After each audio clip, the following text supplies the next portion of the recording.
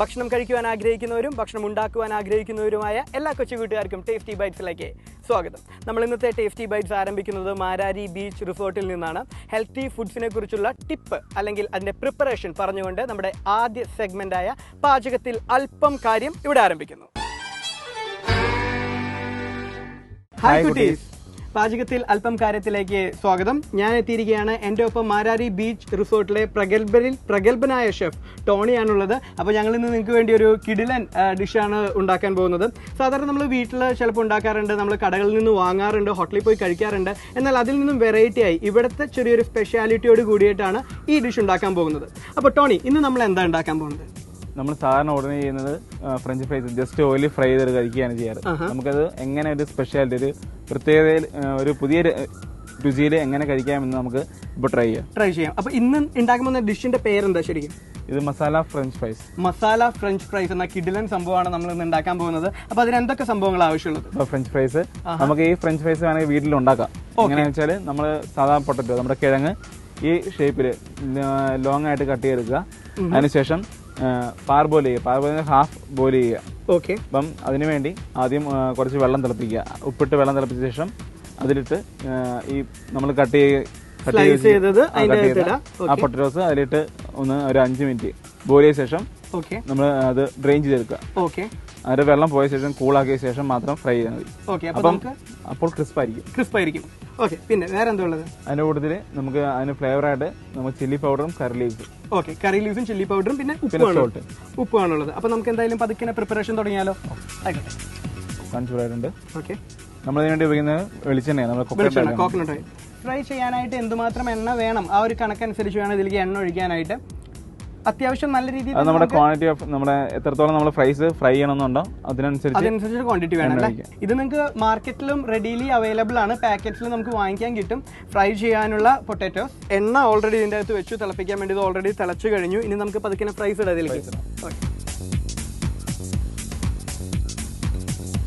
നമ്മൾ സാധാരണ French fries പുറത്തുനിന്ന് മേടിക്കുമ്പോഴത്തേക്കും ഫ്രോസൺ ആയിരിക്കും. ഫ്രോസൺ ടെമ്പറേച്ചറുള്ള ഫ്രൈസ് ആണെങ്കിൽ നമ്മൾ എണ്ണ സ്മോക്കിംഗ് ടെമ്പറേച്ചർ കഴിഞ്ഞിട്ട് അപ്പം എണ്ണ ഒന്ന് നമ്മൾ എണ്ണ പുകഞ്ഞു തുടങ്ങിയ ശേഷം അപ്പം ആ ടെമ്പറേച്ചറിൽ മാത്രമേ ഇടാവുള്ളൂ. കാരണം ഇല്ലെങ്കിൽ നമ്മൾ ഫ്രോസൺ ആയിട്ടുള്ള ഫ്രഞ്ച് ഫ്രൈസ് ഈ ഓയിലിലേക്ക് ഇടുമ്പോഴത്തേക്കും എണ്ണയുടെ ഹോട്ട് കുറയും. അപ്പം ഫ്രൈ നന്നായിട്ട് ഫ്രൈ ആവത്തില്ല, ക്രിസ്പി ആയിട്ട് നമുക്ക് കിട്ടില്ല. ഓക്കെ. അപ്പോൾ ആ ഒരു ടിപ്പ് എല്ലാവരും നോട്ട് ചെയ്ത് വെക്കുക. ഫ്രോസൺ ആയിട്ടുള്ള ഫ്രഞ്ച് ഫ്രൈസ് ആണ് നിങ്ങൾ വാങ്ങുന്നതെന്നുണ്ടെങ്കിൽ ഈ രീതിയിൽ വേണം ഇടാനായിട്ട്. എത്ര നേരം നമ്മളിങ്ങനെ തിളച്ച എണ്ണയിൽ ഇത് വെക്കേണ്ടി വരും? ഇത് ഫ്രഞ്ച് ഫ്രൈസ് ഫ്രൈ ആയി കഴിയുമ്പോഴത്തേക്കും ഒരു ഗോൾഡൻ ബ്രൗൺ കളർ വരികയും ചെയ്യും. അതോടൊപ്പം തന്നെ ഇത് എണ്ണയുടെ മുകളിലേക്ക് പൊന്തി വരികയും ചെയ്യും. അപ്പോൾ അതാണ് ബേസിക് ഐഡിയ. ഇതിനൊരു ഗോൾഡൻ ബ്രൗൺ കളർ വരും, ഒപ്പം എണ്ണയുടെ മുകളിലേക്ക് ഇത് പൊന്തി വരും. അതാണ് കറക്റ്റ് ടൈം, ക്രിസ്പായി എന്ന് നമുക്ക് മനസ്സിലാവുന്നത്. ആ ടൈമിൽ വേണം ഇത് ഇവിടുന്ന് മാറ്റാനായിട്ട്. ഏകദേശം ഒരു 5-6 മിനിറ്റിനുള്ളിൽ റെഡി ആവും.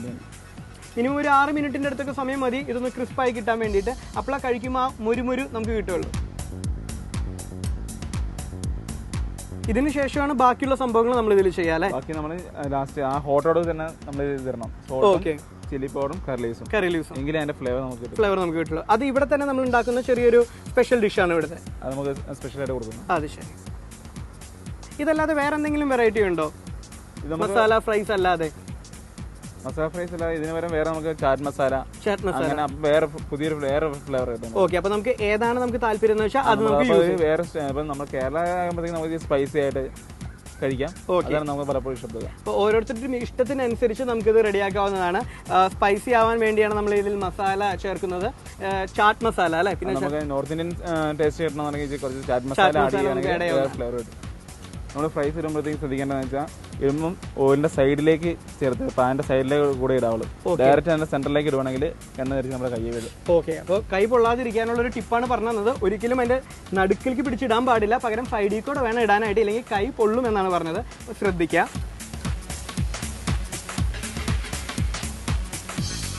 അങ്ങനെ വല്ലപ്പോഴും കൈ പൊള്ളിയിട്ടുണ്ടോ?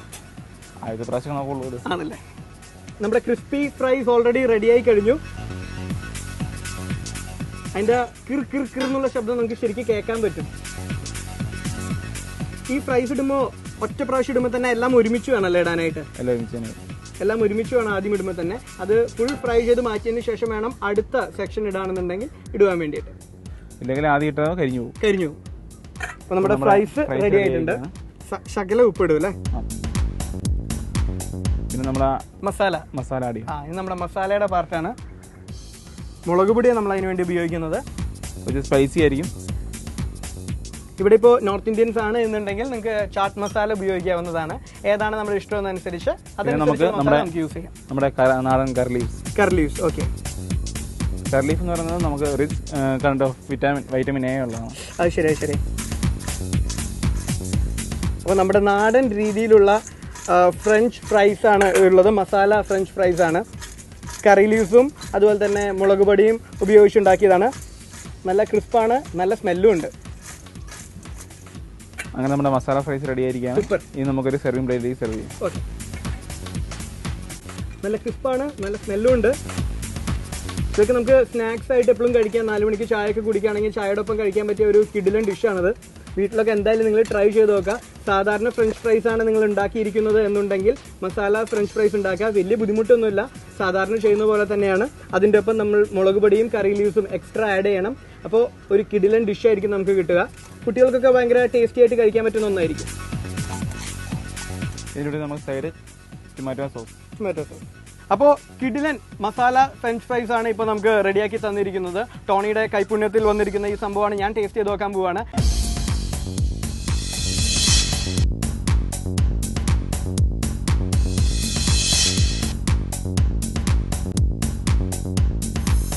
ഹെൽത്തി ഫുഡിന്റെ ടിപ്സും ട്രിക്സും പ്രിപ്പറേഷനും പറഞ്ഞു തന്ന പാചകത്തിൽ അല്പനേരത്തിൽ നിന്നാണ് നേരെ പോകുന്നു രസമുകുളം.